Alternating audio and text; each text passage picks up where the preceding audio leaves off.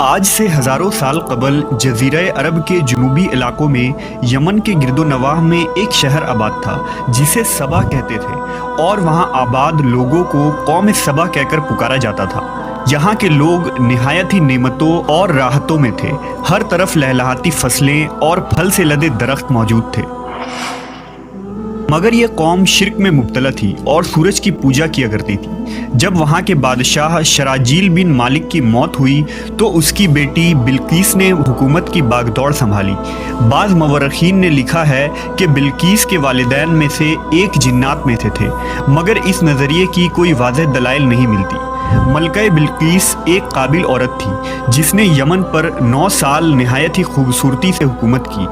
دنیا کے بیشتر علاقوں میں جو تجارت ہوتی تھی وہ سبائیوں کے ہاتھ میں تھی، یہی وجہ تھی کہ یہ قوم نہایت ہی دولت مند تھی۔ مگر یہ وہ زمانہ تھا جب مشرق سے مغرب تک ایک عظیم موحد بادشاہ کی طاقتور حکومت اور جاہ و جلال کا ڈنکا بجتا تھا، جسے تاریخ میں سلیمان ابن داؤد کے نام سے جانا جاتا ہے۔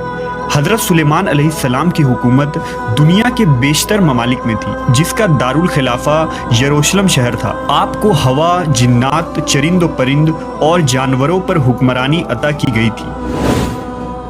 ایک دن کا واقعہ ہے کہ حضرت سلیمان علیہ السلام نے دربار لگایا تو جن و انس، جانور اور پرندے سب کے سب حاضر ہوئے، مگر ان کا چہیتا پرندہ ہدہد غائب تھا۔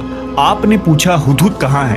جب وہ نظر نہ آیا تو سلیمان علیہ السلام نے فرمایا اگر وہ اپنی غیر حاضری کی کوئی مناسب وجہ پیش نہ کر سکا تو اسے ذبح کر دیا جائے گا۔ ابھی یہ گفتگو ہو رہی تھی کہ ہدہد حاضر ہو گیا۔ پوچھا گیا تم کہاں تھے؟ ہدہد نے بڑے احترام سے جواب دیا، اے اللہ کے پیغمبر، میں اڑتے اڑتے ایک ایسے ملک پہنچ گیا جو لوگ شرک میں مبتلا دیکھے۔ وہ آگ اور سورج کی پوجا کرتے ہیں۔ ان کی ایک رانی ہے جسے وہ بلقیس کے نام سے پکارتے ہیں۔ وہ ایک بہت بڑے تخت پر بیٹھ کر حکومت کرتی ہے۔ اس کے تخت میں قیمتی ہیرے جواہرات لال زمرد جڑے ہوئے ہیں، اور اس کے پاس تمام شاہی سامان آرائش و نمائش کے موجود ہیں۔ حضرت سلیمان علیہ السلام نے کہا اگر تمہاری بات سچ ہے تو میرا خط اس ملکہ تک پہنچاؤ تاکہ وہ شرک سے باز آ جائے، اور خط پہنچانے کے بعد وہاں بیٹھ کر سنو کہ وہ کیا رد عمل اختیار کرتی ہے، اور پھر آ کر مجھے خبر دینا۔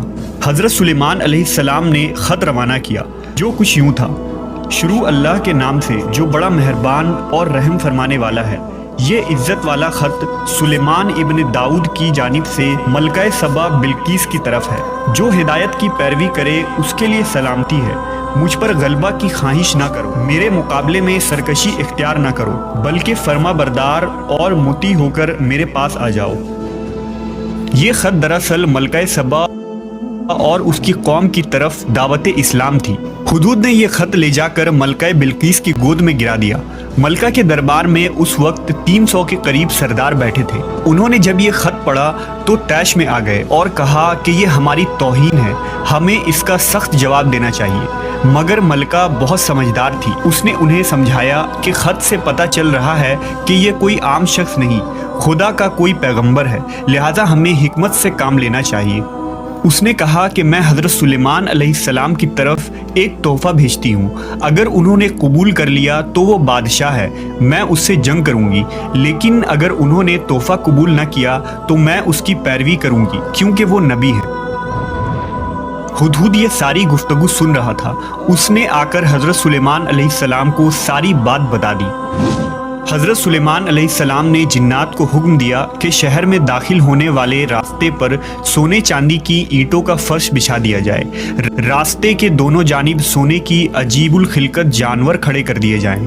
وزراء اور عمال سلطنت کی تمام کرسیوں کو سونے کا کر دیا جائے۔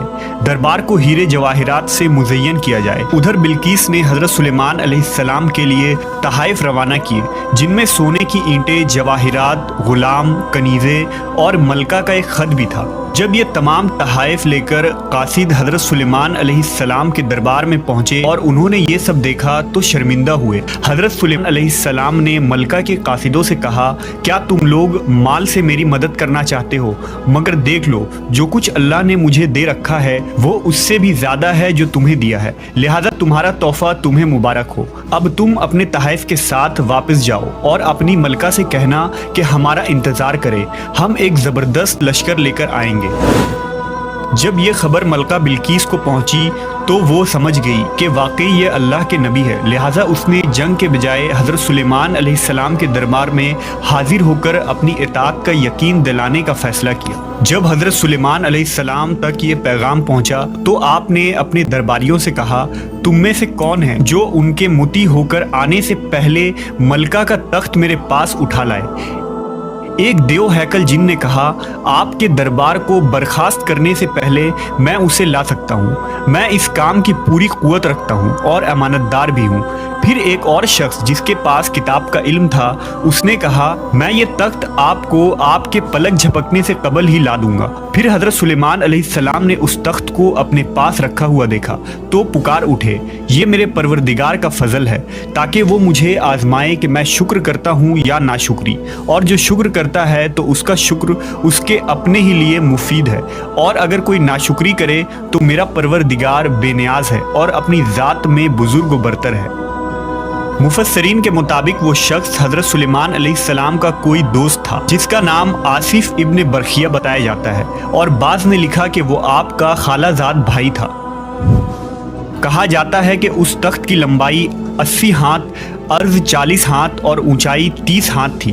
اس میں موتی، سرخ، یاقوت، سبز زمرد جڑے ہوئے تھے۔ حضرت سلیمان علیہ السلام نے اس تخت میں رد و بدل کر دیا اور اسے پہلے سے بھی بہتر بنا دیا۔ جب ملکہ بلقیس حضرت سلیمان علیہ السلام کے دربار میں حاضر ہوئی تو آپ نے پوچھا، کیا تمہارا تخت بھی اسی طرح کا ہے؟ اس نے کہا، یہ تو گویا ہو بہو وہی ہے، اور ہمیں تو پہلے ہی معلوم ہو گیا تھا اور ہم فرما بردار ہو چکے ہیں۔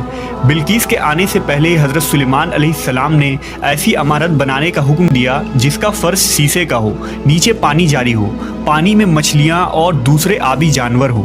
حضرت سلیمان علیہ السلام اس عمارت میں شاہی تخت پر جلوہ افروز تھے، اور شیشے کے نیچے سے پانی اپنی پوری آب و تاب سے بہہ رہا تھا، جبکہ اس کے اوپر شیشہ نظر نہیں آتا تھا۔